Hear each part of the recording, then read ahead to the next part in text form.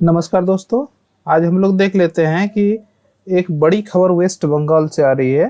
तो ये जो कलकत्ता हाई कोर्ट है, यहाँ से हमारी खबर शुरू होती है कि ये कलकत्ता हाई कोर्ट का एक डिसीजन आया है जो शिक्षक भर्ती था वेस्ट बंगाल का, ममता बनर्जी सरकार का 2016 का।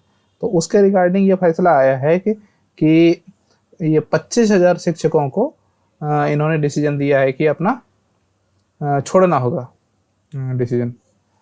देख लेते हैं हेडलाइंस। हेडलाइंस में देखिए एनडीटीवी का हेडलाइंस है, तृणमूल को बड़ा झटका और बंगाल के 25,000 शिक्षकों को नौकरी से निकाला गया और सैलरी लौटाने को कहा। यह है टाइम्स ऑफ इंडिया का। टाइम्स ऑफ इंडिया का है, शिक्षक भर्ती घोटाला, हाईकोर्ट का फैसला अवैध, बीजेपी नेता न्यायपालिका और फैसलों को प्रभावित कर रहे ममता बनर्जी। तो आगे देख लेते हैं इसके बारे में क्या क्या है। कलकत्ता उच्च न्यायालय का, कलकत्ता उच्च न्यायालय ने ममता बनर्जी सरकार को एक बड़ा झटका देते हुए सरकार प्रायोजित और सहायता प्राप्त कानूनी स्कूलों के लिए 2016 की भर्ती प्रक्रिया रद्द कर दी है और आदेश के मुताबिक 25,753 नियुक्त लोगों की नौकरी जाने वाली है और उन्हें 12% ब्याज के साथ अपना वेतन वापस करना होगा। यानी कि समझ लीजिए कि 2016 में ये वैकेंसी निकली है और 1 साल तक में ये कर ली गई होगी। तो 17 में अगर ज्वाइनिंग भी होती है तो आप जोड़ लीजिए कि अभी 24 के स्टार्टिंग पीरियड है, तो 4 साल इधर 3 साल उधर, यानी 6-7 साल का वेतन उसको 12% ब्याज के साथ वापस करना पड़ेगा। तो देखिए, इससे पहले जो कलकत्ता हाई कोर्ट के न्यायाधीश थे अभिजीत गंगोपाध्याय, जो कि अभी चुनाव लड़ रहे हैं इस्तीफा देके बीजेपी की तरफ से, ने ममता बनर्जी के इस्तीफे, इन्होंने ही सीबीआई जांच की सिफारिश की थी। भाजपा के टिकट पर लोकसभा चुनाव लड़ रहे उच्च न्यायालय के पूर्व न्यायाधीश अभिजीत गंगोपाध्याय ने फैसले के बाद ममता बनर्जी के तत्काल इस्तीफे की मांग की। उन्होंने पश्चिम बंगाल सरकार द्वारा प्रायोजित सहायता प्राप्त स्कूलों में राज्य स्तरीय चयन परीक्षा 2016 की भर्ती प्रक्रिया के माध्यम से की गई सभी नियुक्तियों को रद्द करने का आदेश को उचित निर्णय बताया है। तो गंगोपाध्याय, इसके एकल पीठ ने, देखिए उस टाइम जो गंगोपाध्याय थे उनकी एकल पीठ जो बनी हुई थी कलकत्ता हाई कोर्ट में, एकल पीठ ने पहले भर्ती प्रक्रिया में कथित अनियमितताओं की सीबीआई जांच का आदेश दिया था और जोर देकर कहा था कि घोटाले को अंजाम देने के लिए जिम्मेदार राज्य प्रशासन में धोखेबाजों के पूरे समूह को फांसी की सजा दी जानी चाहिए। न्यायाधीश अभिजीत गांगुली, जिन्होंने सीबीआई जांच का भी आदेश दिया था, सत्तारूढ़ तृणमूल के कई विवादों के साथ इस्तीफा दे दिया और मौजूदा लोकसभा चुनाव में भाजपा के उम्मीदवार हैं। न्यायमूर्ति, देखिए अभी जो फैसला दिया गया है, न्यायमूर्ति सुप्रीम कोर्ट के आदेश पे एक बेंच का गठन किया गया था।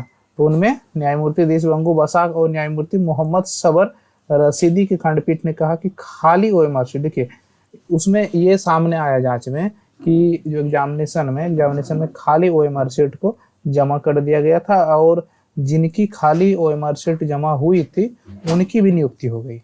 तो ये काफी बड़ा मामला माना और अवैध रूप से भर्ती किए गए स्कूल शिक्षकों को 4 सप्ताह के भीतर अपना वेतन वापस करना होगा और जिलाधिकारियों को इन शिक्षकों से पैसा वसूलने के काम सौंपा गया। अदालत ने यह आदेश में एक अपवाद बनाया है और सुनिश्चित करते हुए नियुक्त व्यक्तियों में से एक सोमा दास एक ऐसी टीचर उसमें नियुक्त हैं जो कैंसर का इलाज करा रहे हैं और मानवीय आधार पर अपनी नौकरी बरकरार रखेंगे। यानी कि एक शिक्षिका को अपनी नौकरी बरकरार रखने का निर्णय दिया और बाकी सबको अपने पद से और हट जाना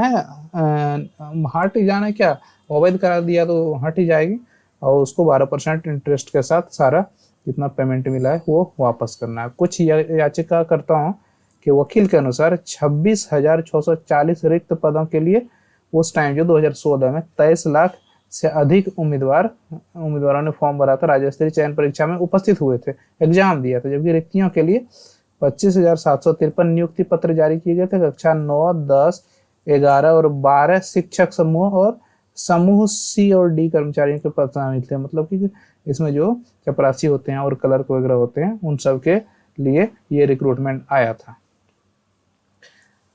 तो देखिए अरेस्ट में कौन कौन हुए हैं। 2 मंत्री, शिक्षा मंत्री तत्कालीन थे पार्थ चटर्जी समेत कई तृणमूल नेता और अधिकारी जेल में। तो इसको 2022 में ही अरेस्ट कर लिया गया था और देख लीजिए कि उन्हीं के घर से ये इतने सारे कैश, गोल्ड, सारा मतलब ज्वेलरी सारा उस समय जब्त किया गया था। और उसके बाद अभी जो 16 फरवरी को प्रवर्तन निदेशालय की एक टीम ने, सीबीआई की टीम ने कोलकाता के पार्थ चटर्जी के करीब पूर्व शिक्षा मंत्री के करीबी सहयोगी अर्पिता मुखर्जी के कोलकाता आवास पर 21 करोड़ रुपए नगद और 1 करोड़ रुपए से अधिक के गहने बरामद होने के बाद चटर्जी को गिरफ्तार किया था। चटर्जी और उनकी सहयोगी अर्पिता मुखर्जी पश्चिम बंगाल स्कूल सेवा आयोग भर्ती घोटाले की जांच का सामना कर रहे हैं। तो देखिए, पश्चिम बंगाल की जो तृणमूल ममता बनर्जी ने, देखिए तृणमूल सरकार का क्या आरोप है, ये तो रहा कोर्ट का फैसला और विपक्ष के कुछ न कुछ आरोप लगाए जा रहे हैं। तो पश्चिम बंगाल के मुख्यमंत्री ममता बनर्जी ने सोमवार यानी कि आज 2016 की भर्ती परीक्षा के माध्यम से की गई शिक्षकों की नियुक्ति को रद्द करने के कलकत्ता उच्च न्यायालय के आदेश को अवैध बताया है और आरोप लगाया कि भाजपा नेता न्यायपालिका और निर्णयों को प्रभावित कर रहे हैं। ममता बनर्जी ने कहा, हम लोगों के साथ खड़े रहेंगे जिन्होंने नौकरियां खो दी हैं। और उन्होंने कहा कि तृणमूल सरकार उच्च न्यायालय के फैसले को उच्चतम न्यायालय में चुनौती देगी, यानी कि सुप्रीम कोर्ट इसको ले जाएगी। और अगला कदम यही है कि डब्ल्यूबीसी के अध्यक्ष जो हैं सिद्धार्थ मजूमदार ने कहा है कि वे उच्च न्यायालय के आदेश को उच्चतम न्यायालय में चुनौती देंगे।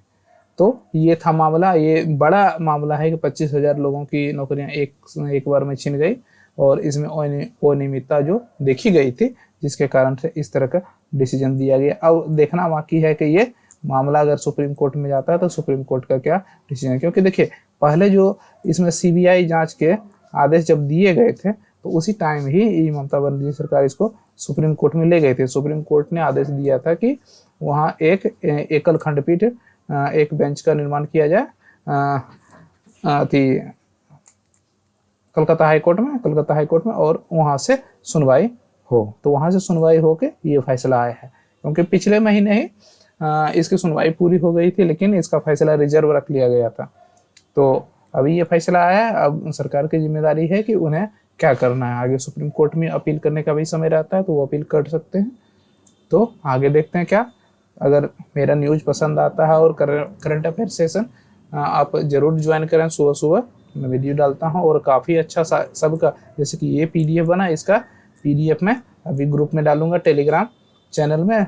अगर आपको डिस्क्रिप्शन में लिंक दे दिया गया है, अगर वहाँ से नहीं होता है तो आप टेलीग्राम में कैरियर फैक्टर सर्च कर सकते हैं और ये लोगो वाला जो भी आएगा ग्रुप, उसमें आप ज्वाइन कर सकते हैं। उसमें सारा अभी वाला PDF भी और करंट अफेयर्स और जो भी अपडेट आते हैं उनके सारे PDF में डालता रहता हूँ।